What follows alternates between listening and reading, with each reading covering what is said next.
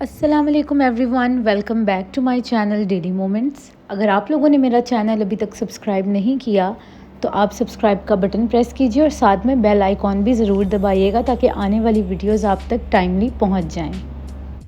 तो जी आज मैं आप लोगों के साथ अपना ईद का वीलॉग शेयर करने लगी हूँ। इसके 2 पार्ट्स होंगे।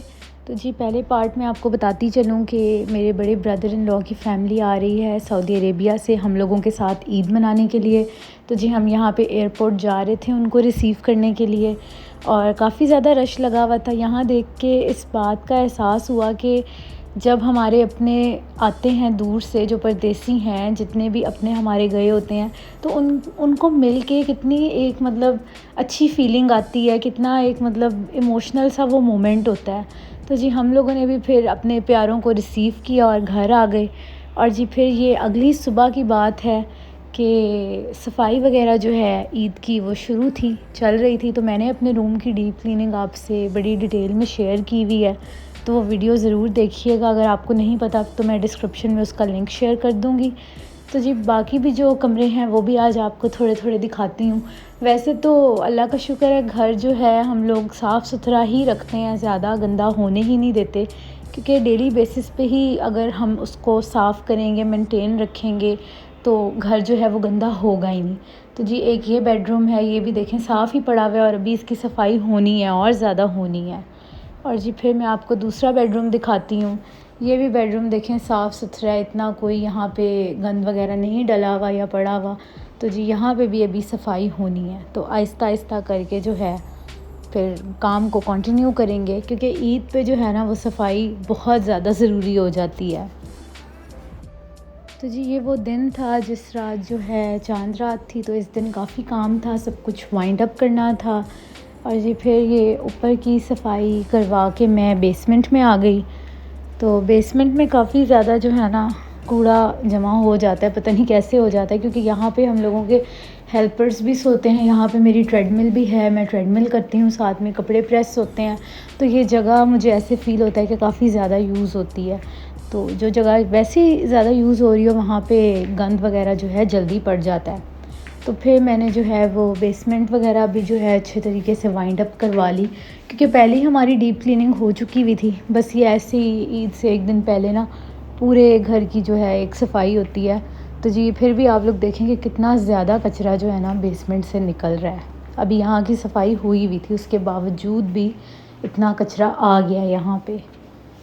तो फिर सारी जो सफाई है उसको कराने के बाद और भी काम वगैरह थे किचन के, जैसे हम लोगों ने खीर वगैरह बनानी थी, साथ में फिर बड़े भाई की फ़ैमिली आई हुई है, तो फिर तरह तरह के खाने वगैरह भी जो हैं वो साथ साथ बनते रहते हैं। तो काफ़ी ज़्यादा जो है ना बिज़ी रूटीन हो गई है।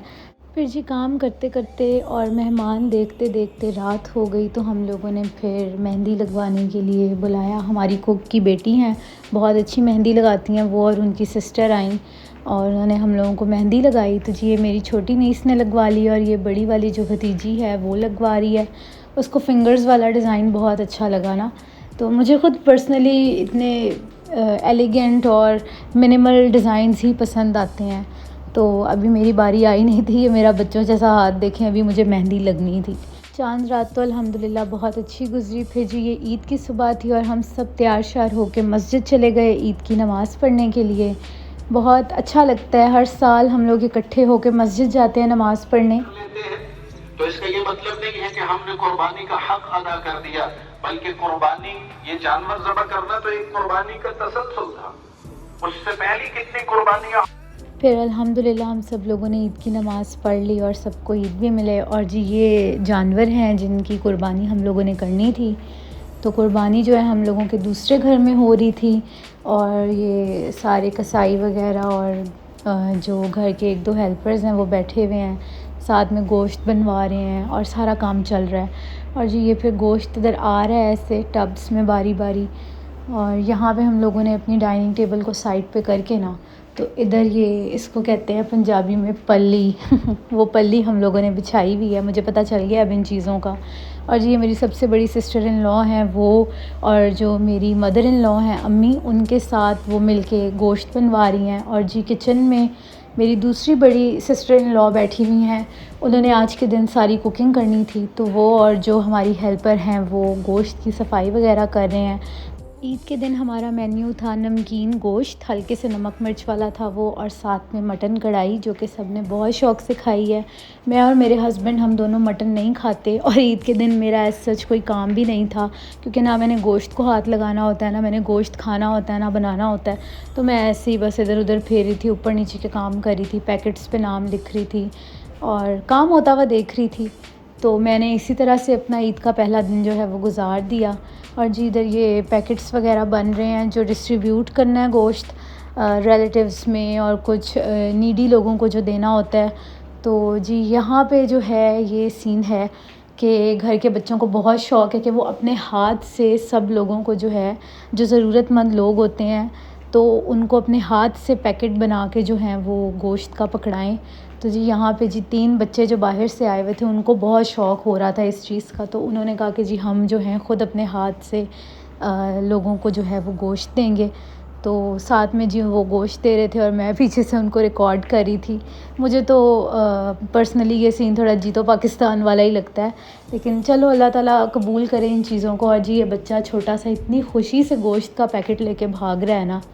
अच्छा फिर जी आ गया था सेकंड डे मेरा ऐसा सच कोई काम नहीं था। मैं सुबह सुबह अपनी मदर की तरफ चली गई थी। मैंने कहा चलो उनको भी जो है ना वो ईद मिलाते हैं। तो वहाँ गई मैं, जाके फिर ना सो गई, काफ़ी मैंने रेस्ट किया। वैसे मैंने कोई काम किया नहीं था, लेकिन फिर भी मुझे नींद बहुत ज़्यादा आ रही थी। और फिर वापस आने से पहले जो है हम लोगों ने खाना वगैरह खाया। और ये जी मैं अपनी प्लेट बना रही हूँ, ये मेरे फेवरेट नान है, मैंने बड़े अरसे के बाद खाए थे। ये कीमे वाले नान होते हैं, बहुत मज़े के लगते हैं। वैसे सबको देख के कभी कभी मेरा भी दिल चाहता है कि मैं मटन खाना शुरू करूं, कोशिश करती हूं, लेकिन मुझे उसकी ना स्मेल ही नहीं अच्छी लगती, मुझे उसका कलर भी नहीं अच्छा लगता, पता नहीं क्यों मुझसे खाया नहीं जाता। तो चलो उम्मीद करती हूँ कि कभी ज़िंदगी में ज़रूर ट्राई करूँगी। पहले बचपन में खा लेती थी, लेकिन जब से बड़ी हुई हूँ ना मटन खाना बिल्कुल ही छोड़ गई हूँ। तो वैसे मैं चिकन भी इतना ज़्यादा नहीं खाती, कम ही खाती हूँ। तो जी इसी के साथ मैंने आप लोगों के साथ अपने ईद के 2 दिन जो हैं वो शेयर कर लिए हैं।